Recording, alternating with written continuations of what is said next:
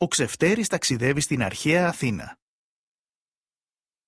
Ο Ξεφτέρης ταξιδεύει στην αρχαία Αθήνα είναι η συναρπαστική περιπέτεια του Ξεφτέρη στην Αθήνα του 5ου αιώνα π.Χ., την εποχή του Περικλή. Στην Αθήνα, ο Ξεφτέρης συναντά τον Μάντη, που τον περιμένει σύμφωνα με το χρησμό που έχει δώσει η Πυθία. Ο επισκέπτης της πόλης, που θα έρθει από τον ουρανό και θα προσγειωθεί στο βράχο της Ακρόπολης, θα ζωντανέψει τους επώνυμους ήρωες. Αυτοί κατέχουν το μυστικό της παντοδυναμίας και της ευτυχίας των ανθρώπων.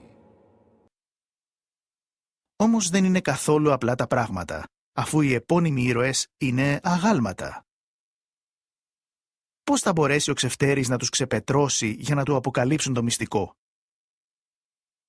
Και τι είναι επιτέλους αυτό που κάνει τους ανθρώπους παντοδύναμους και ευτυχισμένους? Για να μπορέσει να απαντήσει στα ερωτήματα αυτά, ο Ξεφτέρης έρχεται σε επαφή με τον βουλευτή, το ρήτορα, τον Αθηναίο πολίτη, το παιδί, τη γυναίκα, το φιλόσοφο, το μέτικο, το δούλο, τον ποιητή και συλλέγει χρήσιμες πληροφορίες για τον τρόπο ζωής και το πολίτευμα της αρχαίας Αθήνας και της αντίπαλης της Σπάρτης. Άραγε θα φανεί άξιος για την αποκάλυψη ενός τόσο σπουδαίου μυστικού?